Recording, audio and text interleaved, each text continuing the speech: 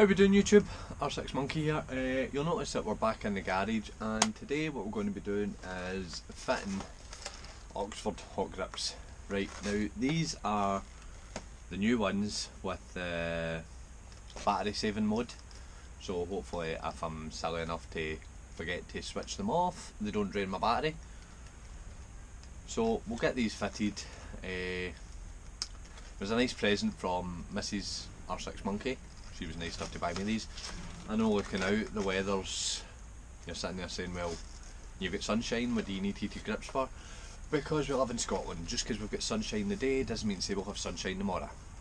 So we'll crack on, guys, get this stripped down and hopefully get these fitted without too many problems. So wish me luck.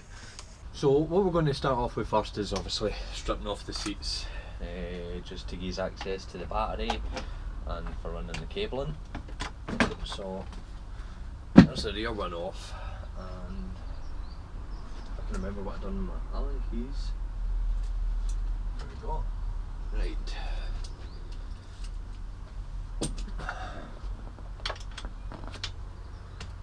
We'll get this one off as well.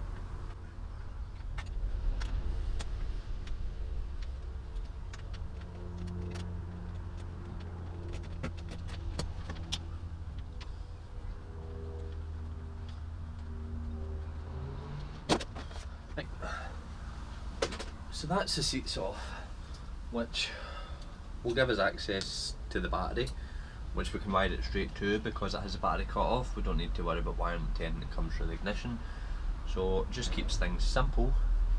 So next step we're going to go with is loosening off the fuel tank so that we can run all the wires just underneath, keep it tidy and keep them out of the road.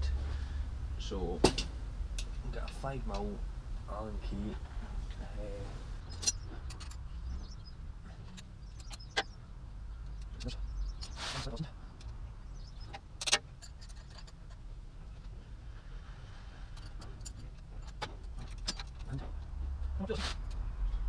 So that's these cracked off.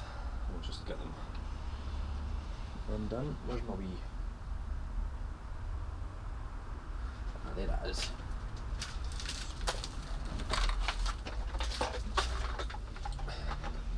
My wee storage tub for keeping bits and pieces in, so as they don't go missing.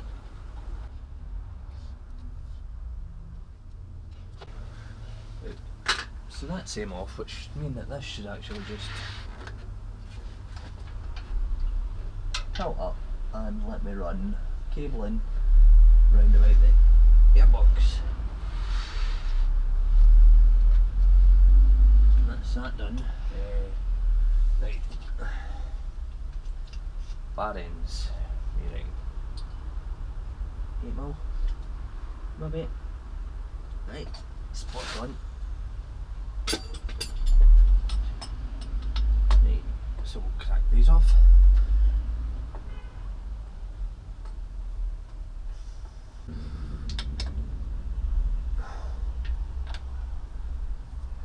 This end as well off.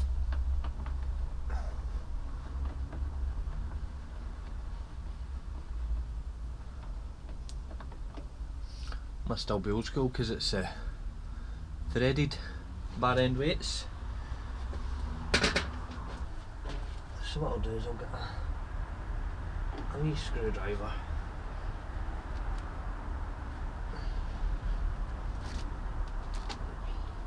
in here, and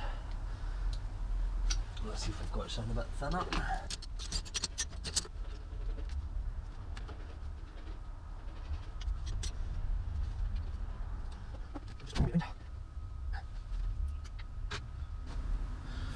I found out a wee bit of WD-40.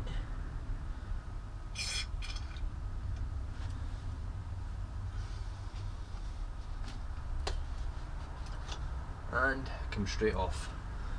So that's one side done. Now we'll go for the throttle end. Need to be a wee bit more careful with that one.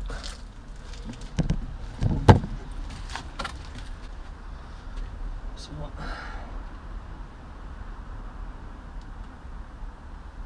same again.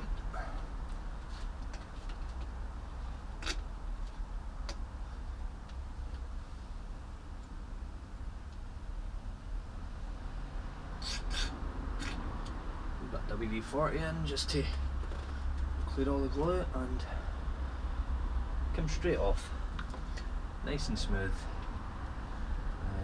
Obviously I'll keep that spacer there. So what I'm going to go with now is just a wee bit of sandpaper.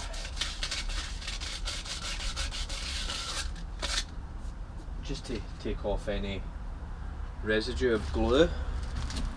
I'll do this other side as well. This seems to be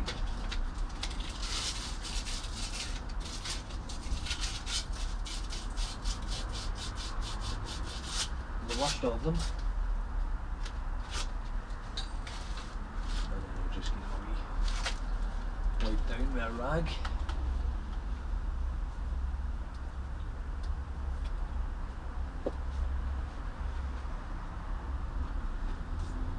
And that is us ready to fit. Right, so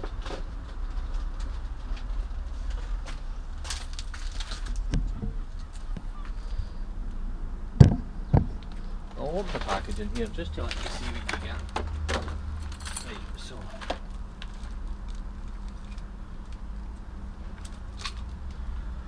you get control box, throttle, 2. So always check the wider of the 2 will be the one for your throttle end, and then that will be the other end. So always best to test that.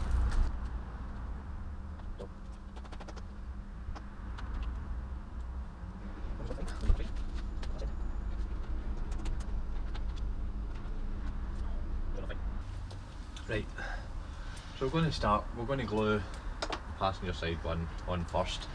You'll notice that I've got disposable gloves on because I actually have previous experience of supergluing myself to stuff that I shouldn't be superglued to.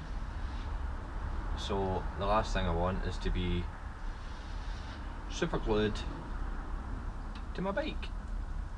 Don't think that would go down well. So what I'll do is I'll start by putting, just put plenty of glue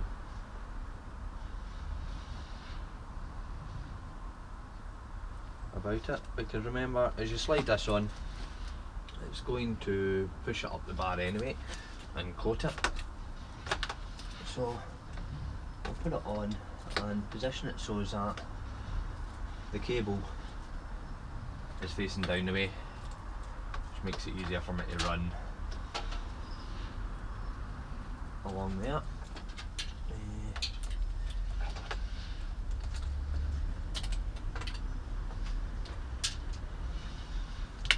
Your best bet is obviously running it with cables that are already there. Make sure you give yourself enough slack so that there's not going to be any restrictions in turning the handlebars and that sort of stuff.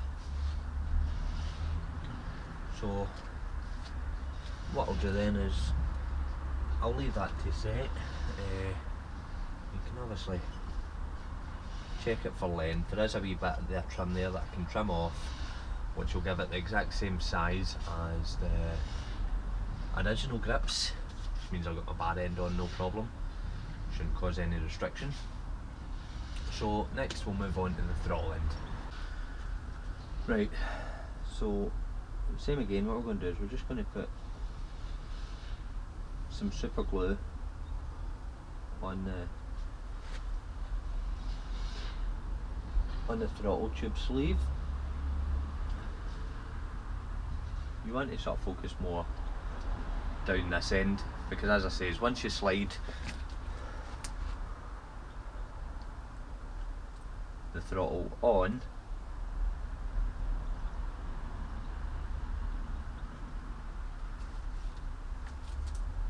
it's going to slide it up the bar anyway, right? And then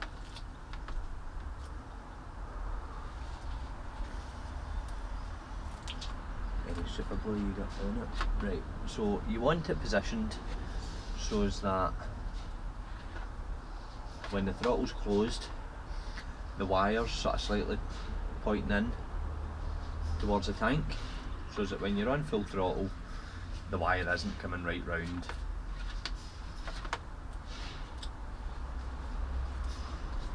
on you. So it is. So that's that one done. Same again, just routing the cabling with existing wires from your switchgear. That way you know it's not going to get caught in anything that it shouldn't. So it is. So that should work the part. So next thing we're on is the control box. And no super glue left, so I don't need the rubber gloves. They can go in the bin. Obviously with the control box I've got options. I could have it stuck there if I want, but I don't really fancy that. So what I'm going to do is it comes with, I'll just show you this. It comes with a mounting plate, and I'm going to take that from the bolt on the brake lever somewhere and mount that on there. So first things first, I need to remove that bolt. Need a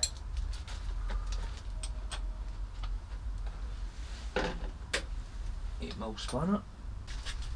So it did come with fresh bolts and all that anyway for replacing, obviously because it's going to be ever so slightly.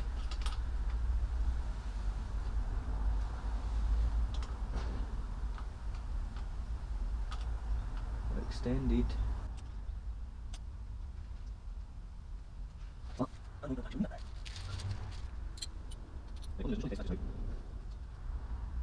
So that bolt's definitely going to tighten up, which means that I can then have my control box mounted there. But what I need to do is take this back off just now, because I need to screw the control box onto the mount before putting the mount on the bike.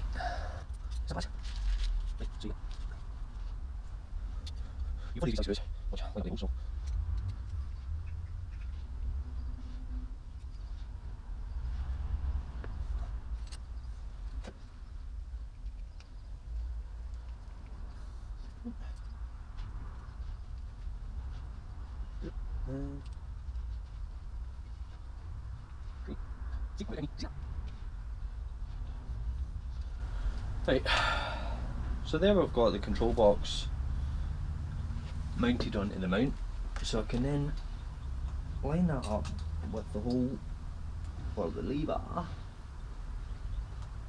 and just slightly shred it on by hand now.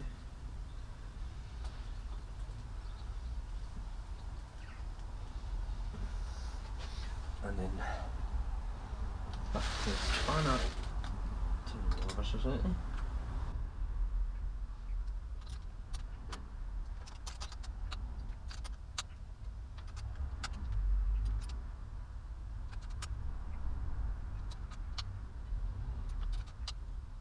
And voila! We have a control module fitted, control box fitted. So again, this is actually what your levers hook into, connect up to. Control box.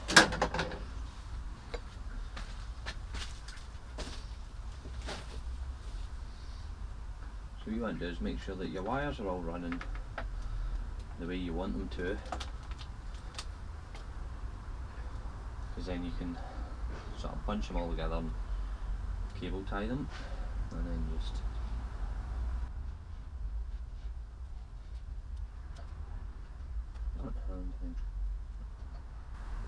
screw that one on.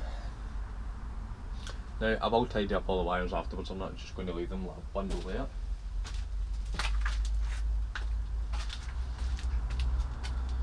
So this is your main cable, comes for the battery, obviously red and black. Red has your inline fuse on it, and then this has another screw fitting. So what I'm going to do is just move you back a wee bit. Still see me? Hi. Right, so starting from the battery, and working our way back, just slightly lift the fuel tank up.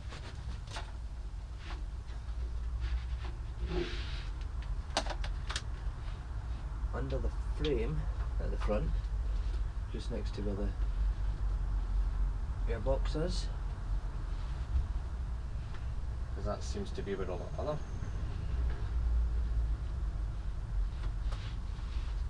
wires all head.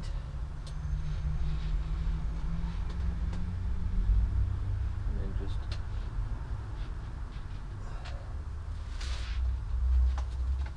fish it out.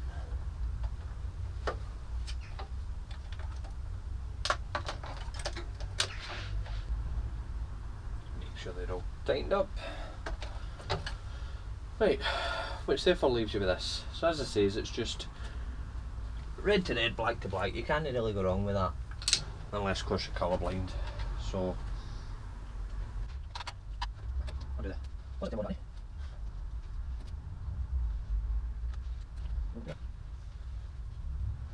And then you can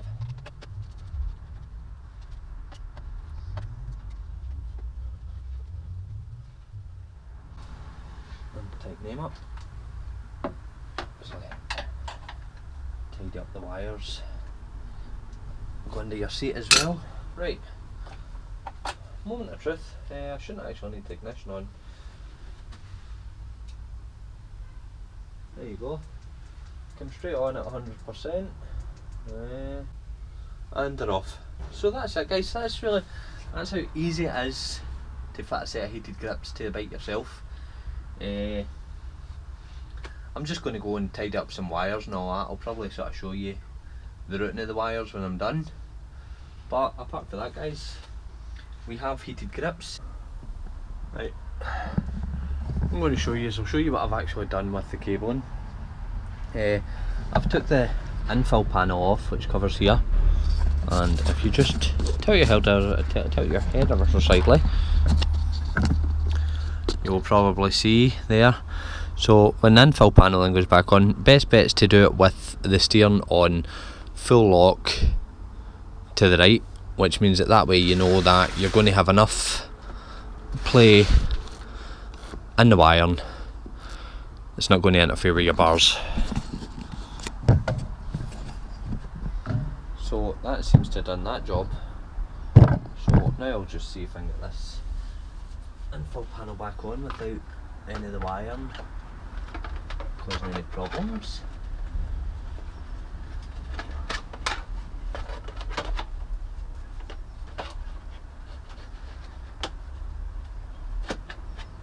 I know you probably not really hear me over there running, but all I'm doing is I'm just letting it run.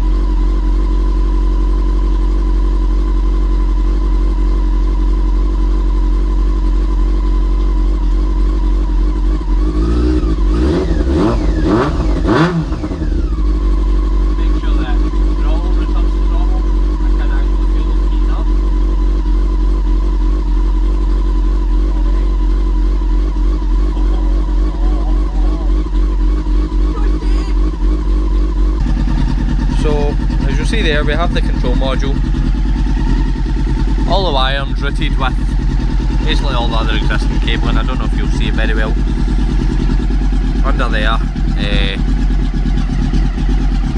and there you go, we have power. You know, you can change your heat settings to off.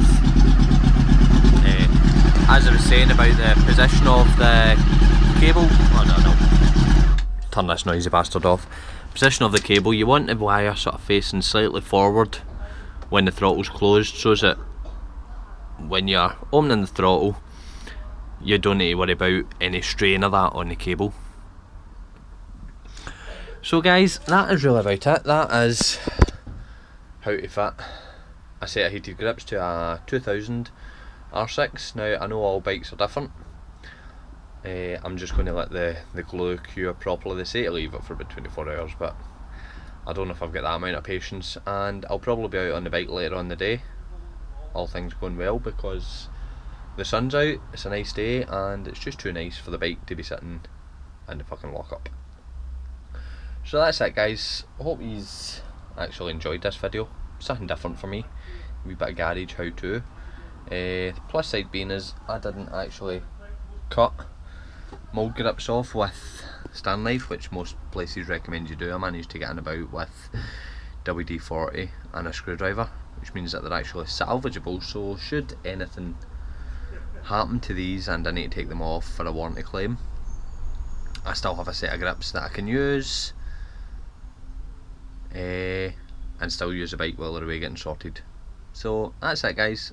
Until next time, ride safe, keep our shiny side up, and bye.